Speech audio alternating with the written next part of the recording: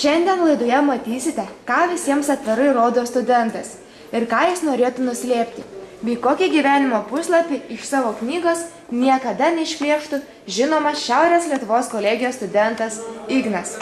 Jis mokosi tarp mūsų, vaikšto tais pačiais koridoriais, skaito tas pačias knygas, tačiau mes daug apie jį ko nežinome. Ignas mums padarė išimtį ir atvėrė ne vieną savo širdies užkulsį. Apie visą tai ir daugiau netrukus. Ignai, keletą sakinių apie save. Esu Ignas, baigęs 4 klases, užturėjęs sunkią vaikystę ir nepriteklių. Tai lėmė, kad įsidarbinau pašte, kur prasidėjo mano patys sunkiausi gyvenimo etapai. Pašte buvau pastumdėlis, nes buvau nieko nebaigęs. Todėl vieną dieną pasakiau, daugiau to nebus ir išėjau ieškoti mokslo. Kaip jums sekėsi ieškoti mokslo? Tiesą sakant, nieko neradau, bet nusprendžiau įkurti savo mokslo bokštą. Po trumpos reklaminės pauzės grįšime į mūsų studiją ir kalbėsime toliau su mūsų Šiaurės Lietuvos kolegijos studentu Ignu. Su gimimo diena tave linki laimės draugai šeima ir dainuojame dainą šią, nes tik tau skirta. Grįžome į Šiaurės Lietuvos kolegiją ir vėl kalbame su jos įkūrėju. Taigi, Ignai, kaip jums tokiam pastumdėliam pavyko įkurti šitokią nuostabią kolegiją? Kaip pastumdėlis, ne pastumdėlis, bet kilo minčių visokiausių. Iš pradžių pradėjau nuo smulkmenų. Sužlugdžiau paštą, kad turėčiau kur kurtis. Tai va tai ir gimė mano svajonė, galima kalbėti dabar jau, kad svajonė. Gimė visa kūryba, viskas.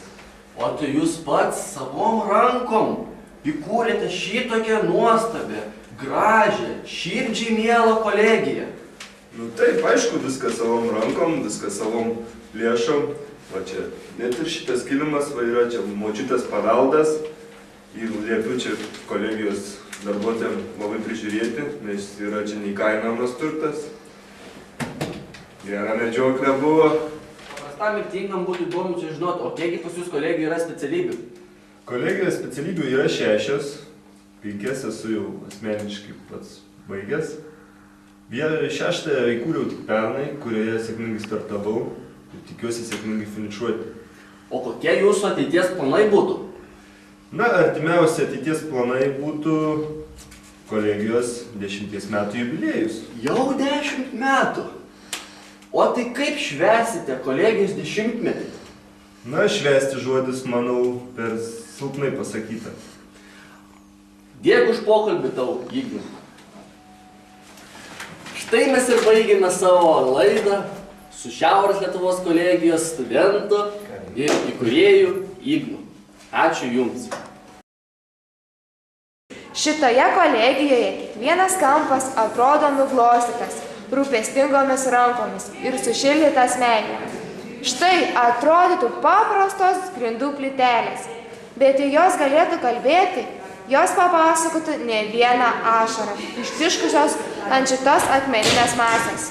Nors beje pačios plytelės iš prabangaus vardinio salono. Taigi, šiandien tiek sužinojome apie Šiaurės Lietuvos kolegiją. Visą.